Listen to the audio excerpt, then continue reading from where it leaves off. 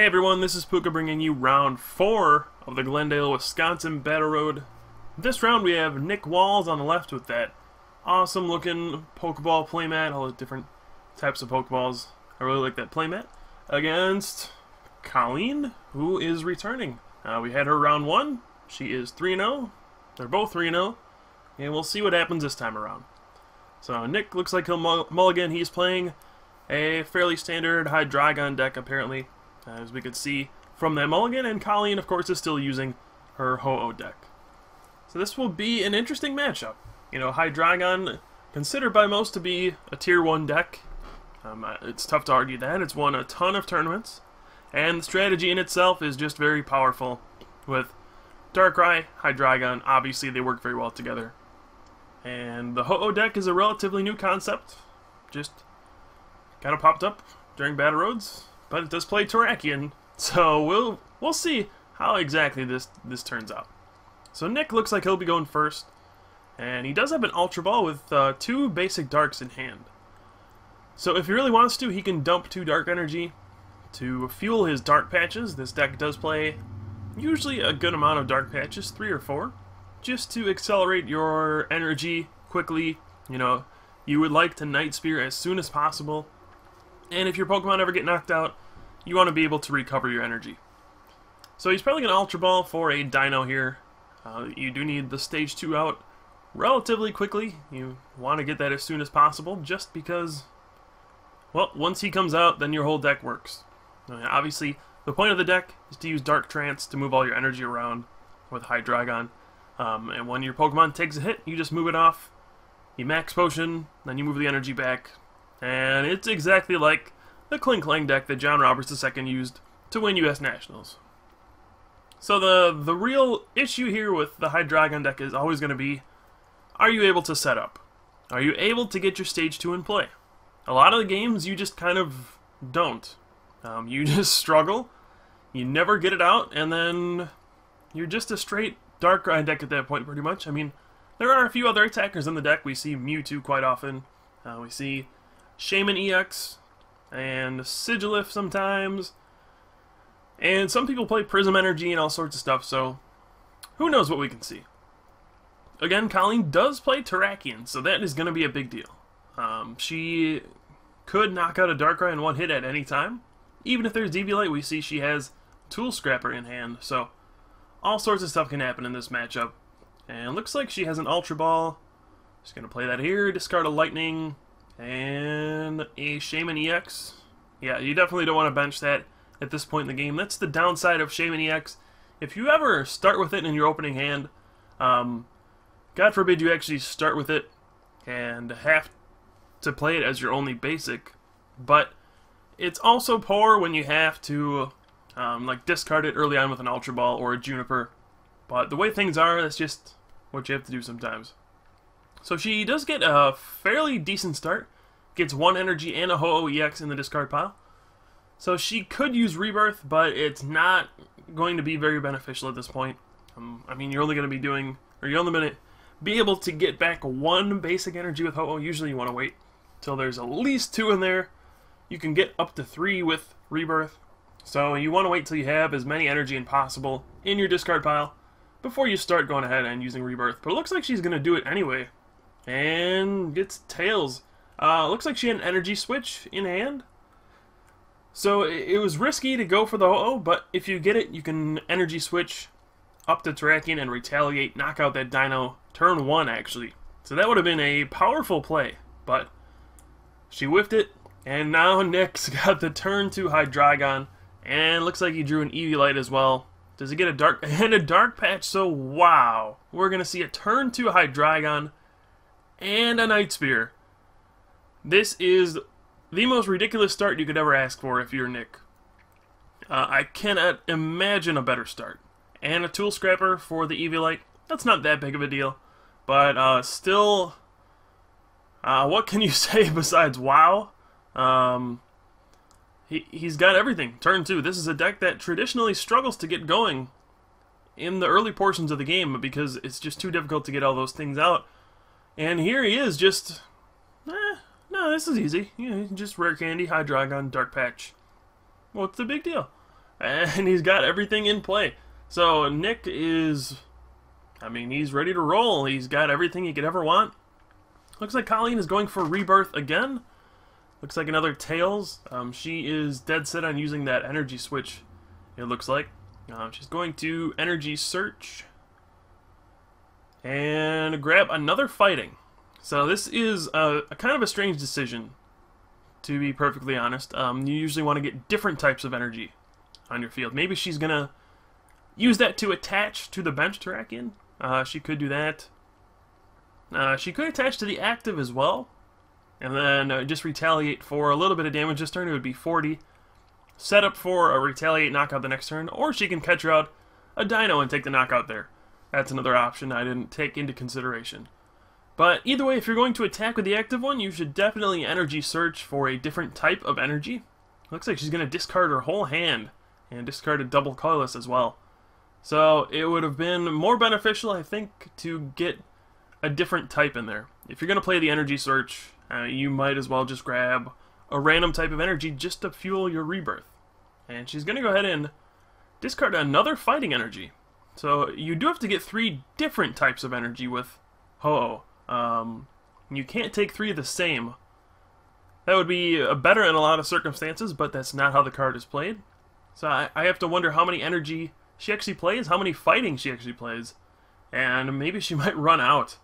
I can't tell what type the other energy in her hand is. If that's another Fighting, that's like 4 Fighting energy gone. Yeah, that's another Fighting, and she's just going to be able to retaliate and knock out this Dino. Now, of course, she will be able to get some back with Rebirth, if she ever gets a heads, but you would like to have multiple to be able to Land Crush eventually. You do need 2 Fighting to use Terrakion's Land Crush. It only takes 1 to retaliate, but Land Crush is a big attack that could come into play eventually.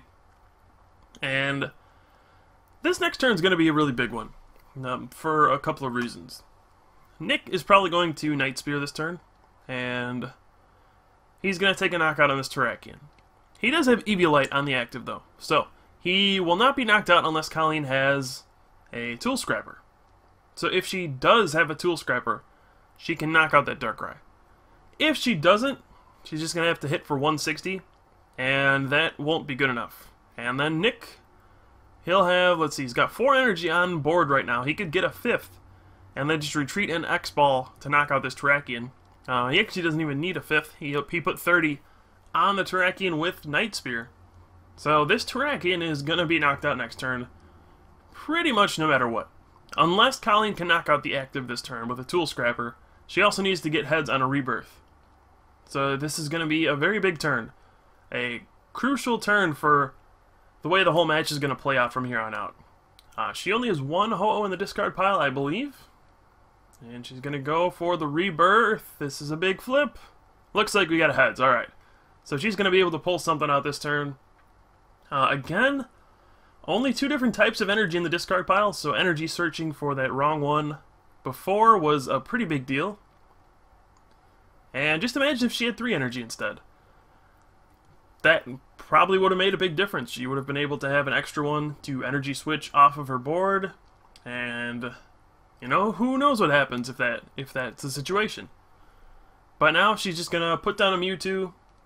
She has a Random Receiver and an N in hand, so she's probably a Random Receiver, and she's probably hoping for a Juniper, but gets an N instead. She's gonna have to play the energy switch, of course, to move the Fighting up to Terrakion. This is the strength of Ho-Oh. You can just power up your attackers out of nowhere. And she still needs an energy, though. So she's going to have to play N. And probably get an energy and a Tool Scrapper. But 1 Tool Scrapper is gone already. So I don't know what her plan is for this turn. I mean, a Retaliate for 160 is still powerful. But if you're not knocking out this Darkrai in 1 hit, odds are Nick is going to draw a Max Potion. Just going to heal off his Darkrai.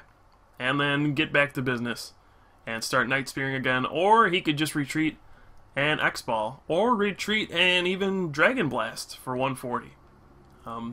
This is real life, so unlike PTCGO, the game does not freeze if you use Hydreigon to attack. So that is a clear benefit of playing in real life over Pokemon TCG Online.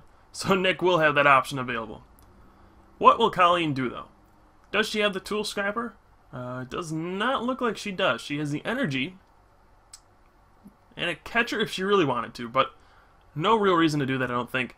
So yeah, just going to be a retaliate for 160, just 20 short of that knockout, thanks to Nick's Eviolite. And it looks like he drew a max potion. So you can see why Hydreigon is just such a powerful, powerful deck. I mean, he just healed 160, didn't lose an energy, and we're just back to square one. And now Colleen's going to be in a ton of trouble. Nick, he has a couple options here. He could maybe like catcher the Mewtwo, and he could Night Spear that and set up Terrakion for a future knockout. Looks like he's going to random receiver here. His other option is just to hit Terrakion for 90 and put 30 on maybe the bench Mewtwo. He's going to have a couple targets there for EXs to knock out eventually. But maybe he wants to deal with the Terrakion as soon as possible. He could move 2 of his energy to his Mewtwo, but that is probably not a good play because it sets him up to be knocked out by Colleen's Mewtwo. He also has a Shaman EX in hand that he could use. Revenge Blast would get a knockout, but that is inherently risky because it's weak to fire. And maybe that could be something that bites him in the butt if Colleen could get another Ho-Oh out. But, you know, she doesn't have one in the discard pile. And she has only got 1 energy. And this is where that energy search at the beginning is really coming back to bite her. If she had just a second energy sitting on that Ho-Oh, I don't think Nick, if he was sane, could do this at all. Shaman EX is weak to fire. And if Colleen just had 2 energy on there, then it would be, hey, see you, Shaman EX, and I'll take my 2 prizes. And wow, she drew the Tool Scrapper. That was the next card. So she's just 1 card short of pulling that off with Tool Scrapper. Now, it looks like she does not have much in hand. She's just going to play an N. But, you know, Nick playing down the Shaman EX in general is probably going to be a liability. Eventually, that's probably getting knocked out by a Ho-Oh. For the time being, probably not too big of a deal, but in the coming turns, it is a very big liability. It just takes a Rainbow Burn to knock that thing out. But will Colleen ever get the chance to do that? It's getting really scary for her. She's down a prize. Nick is fully set up. He's got 5 energy on board. So at any point, he can just pull out a Mewtwo and move all the energy over an X-Ball to knock out anything on Colleen's field. It's risky, but he could do that for like a finishing blow at this point. Doesn't look like Colleen got any cards to pull off a Rainbow Burn this turn, so she's just going to have to pass. Now Nick, he has a catcher in hand. He could catcher out Colleen's Mewtwo and actually use Side Drive if he wants to do that. That would knock out the Mewtwo, and he would only leave 2 energy on his Mewtwo.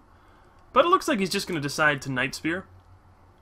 I may have just gone for the Side Drive, take the 2 prizes, and yeah, I mean, you only leave 2 energy on your Mewtwo, so the odds of getting knocked out by your opponent's Mewtwo, not too high, but he's going to play it safe and just say Night Spear, do 90 and 30.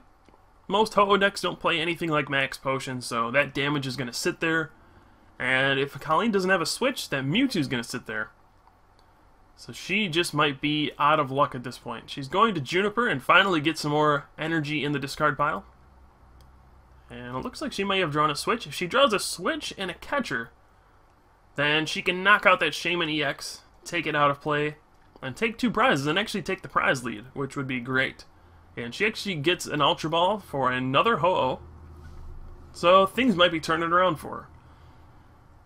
Maybe Nick was better off just going for the Side Drive that turn. It would have put him down at 2 prizes, and then all he needs to do is take 1 more. But now, he did put everything in range to be knocked out. And Colleen was getting ahead of herself. She actually needs to take, or she needs to finish the Ultra Ball before she goes for Rebirth. But, yeah, so we got that all figured out.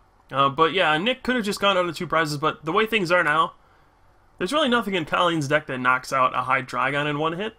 So once it gets to that point where the EXs have damage on them, you can actually attack with that thing and do 140 and take 2 prizes that way. It's an expensive attack, but at the end of the game, if they don't have anything that can knock you out in 1 hit, you could just do that back to back and get a couple EX knockouts and win the game that way. But now Colleen's going to get a fully powered Ho-Oh, and she's going to bring up that Shaman EX. You have to wonder why Nick left the blend on the Shaman EX when it was an easy possibility for that to get knocked out. Usually you want to put all your energy on Pokemon that are not going to be knocked out. So in this case, probably Hydreigon. It's not the biggest deal in the world, but losing an energy is always painful. But where does Nick go from here? If he has a catcher, obviously he's just going to target down the Mewtwo, take those 2 prizes, and probably put 30 on the other Ho-Oh without damage, and go for a Dragon Blast for the win next turn.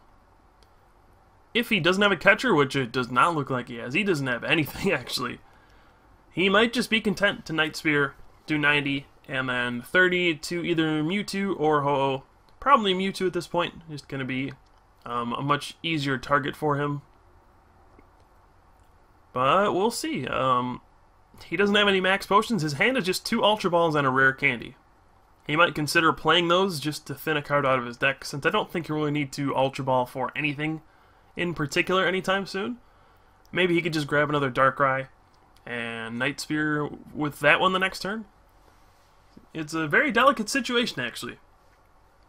You know, Ho-Oh, it's a fragile attacker. It's only got 160 HP, but the deck plays so many different types that you're never actually feeling safe if you're playing against it. You know, she started off with its Hydreigon, and you're like, okay, I got the Shaman EX to cover that. And she's like, well, I have the Ho-Oh to cover that. And then you're like, oh, I don't have anything to knock that out. I have Mewtwo, but then you have your own Mewtwo. So, Ho-Oh is great because it plays, well, ironically, a rainbow of attackers. And it can just cover just about any type. The only type we don't really see featured too often is like Dragon. There's no dragons that work too well with this style of deck, but it covers a lot of the popular types. It covers the fighting weakness of Darkrai, the psychic weakness of Mewtwo, and then I guess Shaman is kind of popular at this point, so Ho-Oh covers that fire weakness as well. So it's just cool to be able to put on pressure early on with Ho-Oh. We see a lot of decks play Tornadus EX as well, just to put on some early pressure, because Power Blast can do wonders early in the game. And, you know, you put on early pressure, you have responses to every popular attacker besides dragons, and it turns out the deck is pretty good. But this is far from over. She's actually going to retreat to, or switch, sorry, to her other Ho-Oh. Maybe she just should have retreated because that Ho-Oh is dead in the water if it gets catchered anyway. Maybe save the switch for a little later.